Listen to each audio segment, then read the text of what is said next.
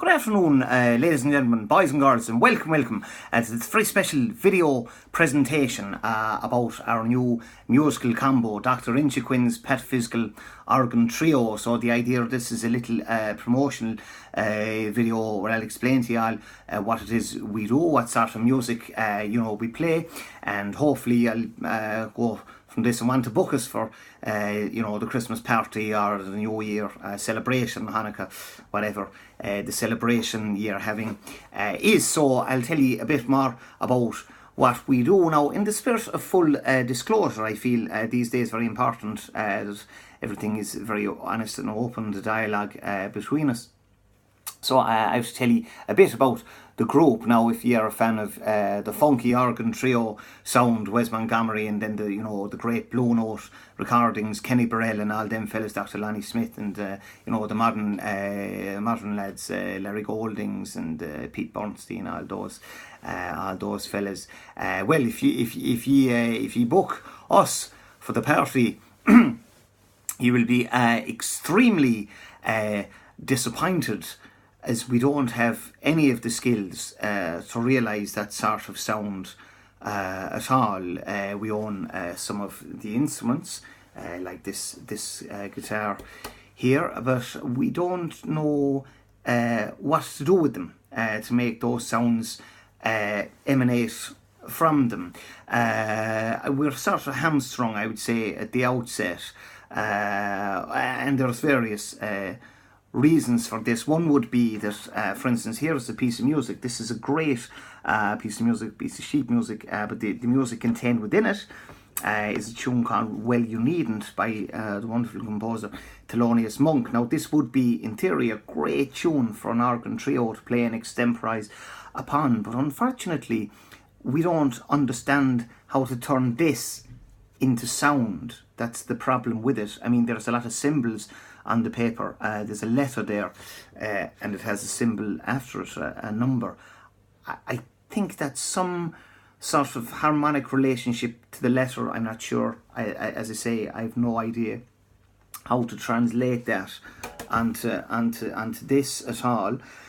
And then here there's a sort of ladder with boxes in it, and there's, as you can see, a collection of small sort of tadpoles living on the ladder. Now, I believe each tadpole corresponds to pitch and also a sort of rhythmic placement of where a sound should happen. But again, I don't know what the tadpoles are trying to tell me and how I would make that tadpole leap out of this, into the ears of the listener. Now, there are, of course, a number of courses you can go on these days, and there's, in fact, musicians all over the world who, for quite small amounts of money, will explain this code to you so you can make that sound come out of wood like this one.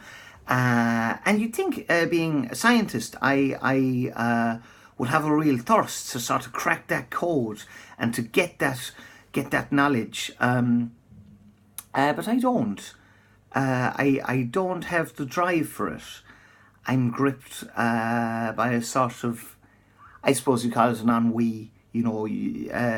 I suppose the idea of learning this code and then learning the placement of fingers upon this thing, the idea that this would take hours and hours sitting alone in a room, getting incrementally a tiny bit better each day for years and years and years and years, for very little financial or indeed sort of social prestige.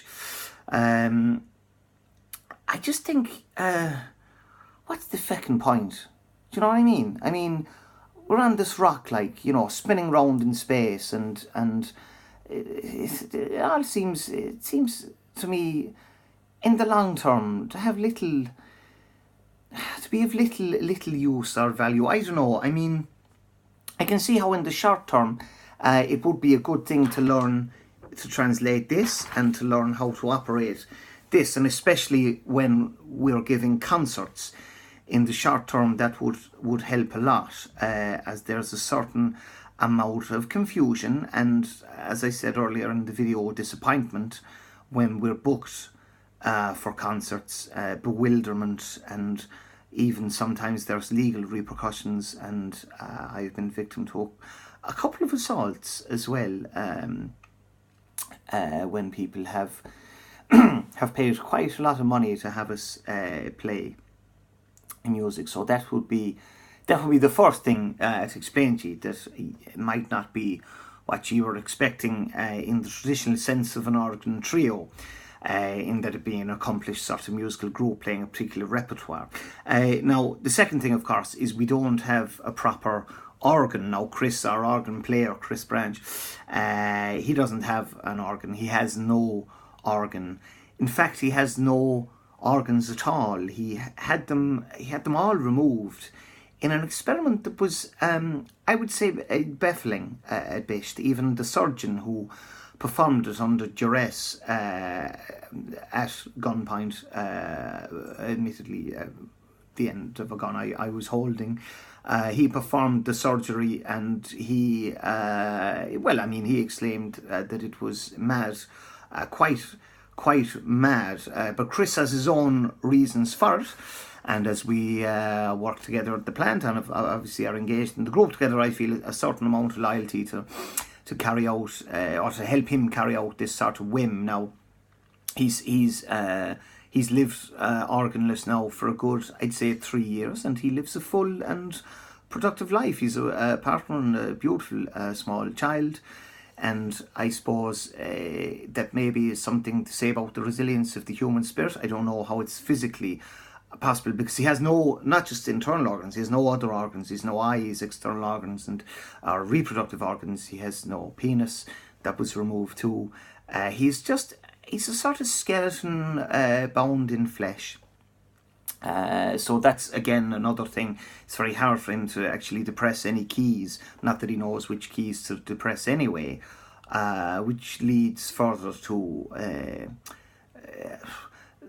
perhaps a sort of scotching of expectation, you might say, on behalf of the people who've booked the trio. Now, the third thing to point out is Tom, our drummer, plays a drum kit that he's designed himself. Now, Tommy's mad on Watford crystal. In fact, all types of glassware. Is his mother half mental? The house is like a cathedral down there with all the glass in it. So he has designed a drum kit made entirely of glass. Now, the snare drum is Waterford crystal, very thick,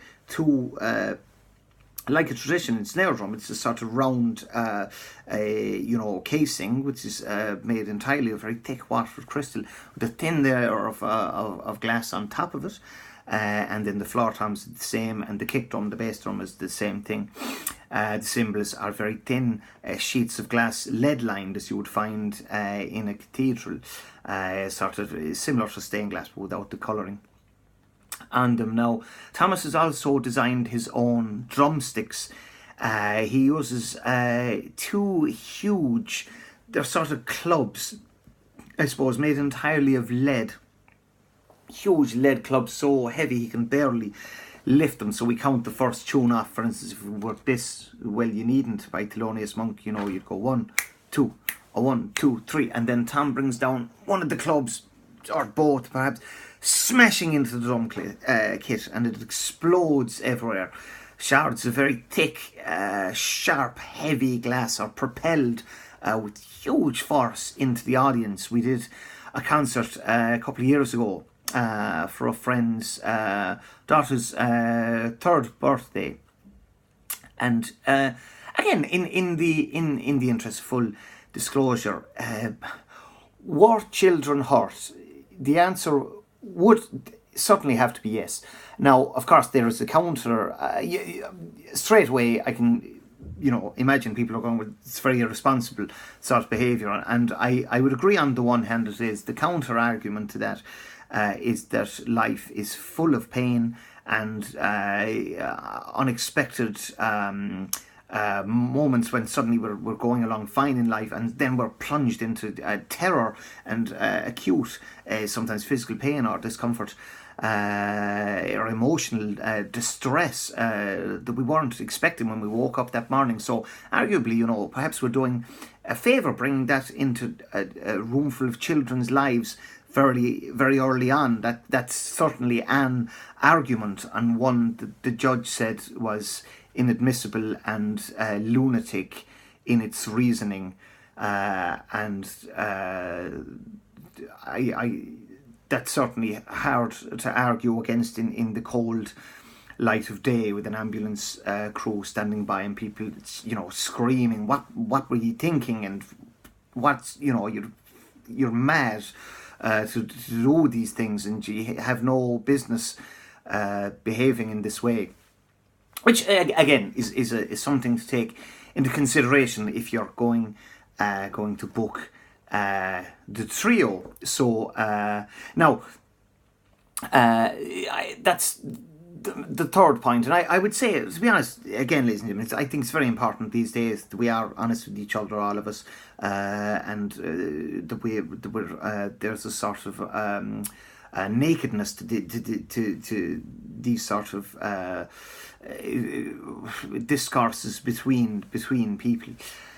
So I'd say, in the interest of that, the fourth point to remember, if you are interested in booking us for any of those sort of things, would be to say, bar mitzvah, wedding, celebration, anything.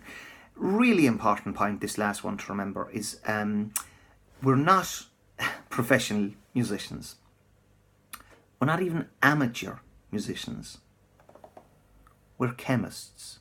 Okay, that's the main thing. But what I would say is, if you do book us for the Christmas party or New Year celebration, children's party, whatever, bar mitzvah, Hanukkah, that kind of thing, hopefully we can make your dream,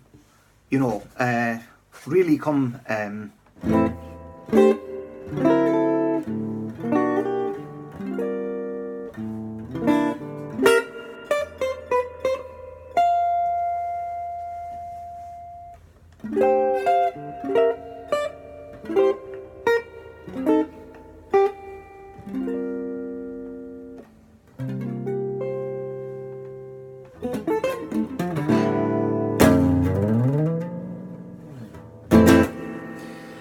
Okay, so hopefully we'll hear from you soon. So have a great festive season, whether you book us or not, and thanks a lot for paying attention. Okay, now, goodbye now.